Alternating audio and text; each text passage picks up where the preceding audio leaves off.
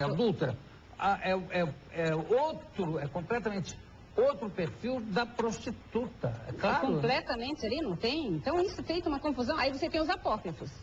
Pois é, onde é que se encontra os apócrifos? Os apócrifos? Onde é que tem acesso aos apócrifos? A gente tem publicado já. Mas depois, se você quiser, eu mostro. Quais tem vários, de Filipe, de Madalena, de Tomé, nós temos vários Pedro, apócrifos. Eu acho que tem um de Pedro também, mas... Se você quiser, e tem o de Madalena? Maria Madalena, tá aí, eu tenho os apócrifos. Aí você tem, a gente já tem acesso, né? Se a gente tirar alguma dúvida, aqui você tem, né? Os apócrifos, tá? E especificamente esse de Madalena e de Filipe, que são evangelhos gnósticos, né? O gnosticismo, não posso dizer seita porque ainda não tinha ortodoxia, não tinha seita. Mas você tem aqui o evangelho de Madalena, e que ele diz justamente isso daí, né? Olha aqui. A companheira de Cristo é Maria Madalena. O Senhor amava Maria mais que todos os discípulos, né? E o Senhor a beijava na boca. Então, isso aí também era um costume. Um costume. Né? Agora, os apócrifos têm um pequeno problema.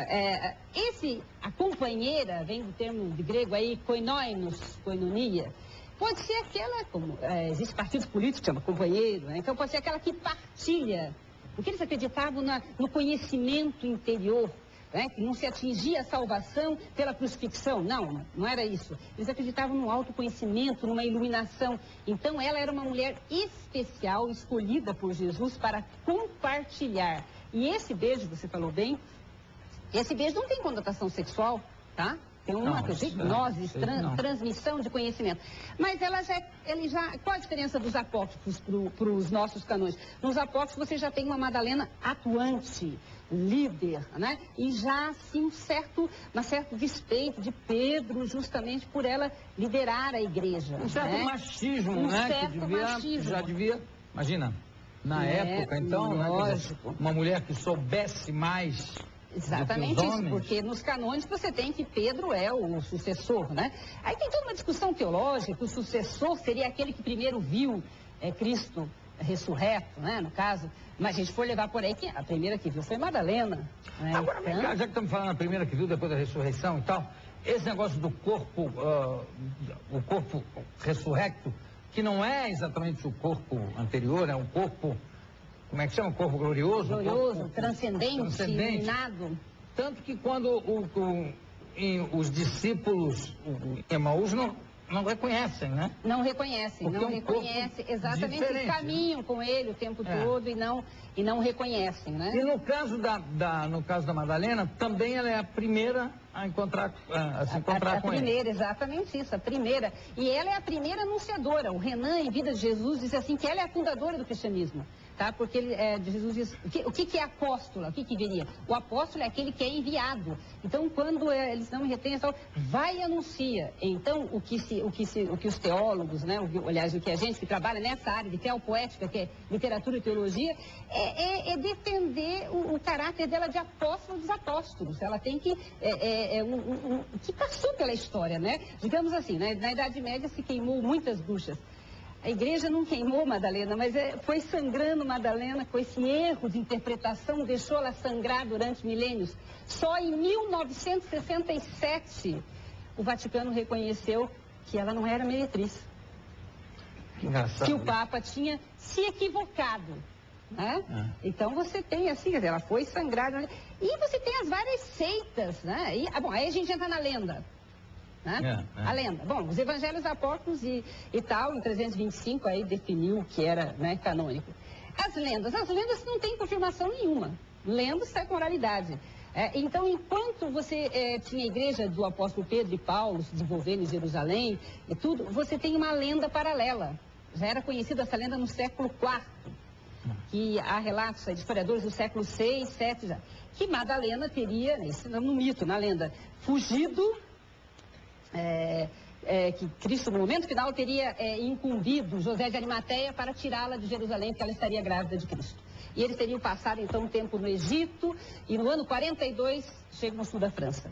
Tá? Mas é uma coisa que não, sei lá, não é muito coerente com tudo, né? Não é muito coerente. Os defensores dessa hipótese Dizem que os relatos bíblicos não falam em casamento, porque senão Jesus teria matado essa criança, não sei o quê. A coisa é meio incoerente, sabe por quê, Ju, essa lenda? Primeiramente, o casamento era uma bênção dentro do cristianismo e dentro do judaísmo, certo? Era normal. Aliás, os patriarcas tinham até mais de uma mulher.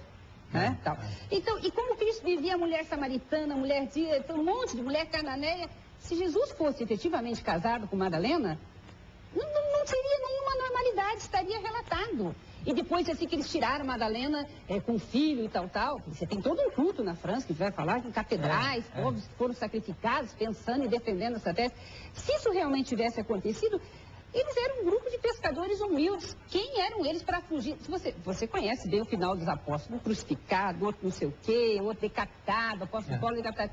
Se isso fosse verdade, eles não conseguiriam tirar a Madalena e fugir. Um grupo pequeno enfrentar o Império Romano, não. Bom, isso aí é um despropósito. Eu vou pedir o William para chamar a nossa vinheta. Vamos continuar para falar um pouco do Código da Vinci, que fala exatamente dessa lenda do Santo Graal, como sendo o sangue real de Jesus e Maria Madalena. Vamos lá.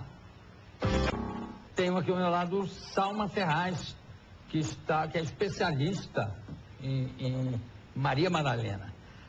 Estamos falando aqui, no final do último bloco, estávamos falando das lendas que surgiram, as sociedades secretas, a tal sociedade... Pioré de Sion, que me parece foi inventado por um picareta a fim de pegar dinheiro do Vaticano, né? Um picareta, um francês, Pierre Plantot, que plantou essa lenda doida. Ele queria, na realidade, ele locubrou uma teoria doida, tá? De que ele queria que voltasse a dinastia merovingia, que a França voltasse a ser uma monarquia. Ele era meio nazi-fascista, queria depurar a França, enfim, resumindo. Ele queria provar que ele era herdeiro dos reis merovingios. Tem toda uma lenda que os reis merovingios, né, eram descendentes de Maria Madalena e tal. Ao contrário dos carolíneos? Exatamente isso, exatamente isso. Mas eu não quero entrar nesse aspecto, não sou uma historiadora, mas colocar os merovingios, que eles acham assim, Mère Madeleine, vinheda, de vinho, né? Então eles guardariam. Os merovingios eram uns reis muito apalermados, né? Para ter a descendência de Cristo, não, tá. E ele inventou essa história e ele criou o Priorado de Sião. Então, que ele era um dos grão-mestres do Priorado de Sião e queria publicar um livro, não publicaram o livro, ele fez umas teses, uns documentos secretos em 1960 e depositou na Biblioteca de Paris, dizendo que naquela região ali tinham se encontrado, né, documentos secretos que ligavam o priorado com os templários. Resultado da história, eu acho que ele depositou no banheiro da Biblioteca de Paris, que nunca ninguém encontrou, tá? A BBC veio, fez uma reportagem meio fantasmagórica, tá? Em 1980. O Richard Leive, que escreveu o Santo Graal e a linhagem sagrada e processou o Dan Brown, foi lá e investigou tudo e lançou essa tese doida dessa lenda. Processou e perdeu, né? Porque processou e a história está ali para ser usada, é tão fantasiosa. O Salman Rushdie fala que isso aí é um mar de ideias, é um mar cheio de ideias. Você vai ali e mergulha, né? Agora, digamos que ele é um pouquinho devedor, né? Ele deve, porque essa ideia da análise do quadro do Leonardo da Vinci, ele tirou de uma inglesa, Line and Pickner. E toda essa história dos merovingios e essa lenda, né, que ali na França moraram e viveram os descendentes da família, o sangue real, tal, ele tirou do Santo Graal e a linhagem sagrada. Agora, isso tudo envolve sempre citações aos templários. Sempre. Já pelo fato de eles terem sido exterminados, mas foram exterminados muito mais porque eram mais ricos do que o rei, né? Claro. Agora, Ju, o problema é que está surgindo uns historiadores aí, como Richard Leive, Helena Pick, a história paralela. Então, se existe isso,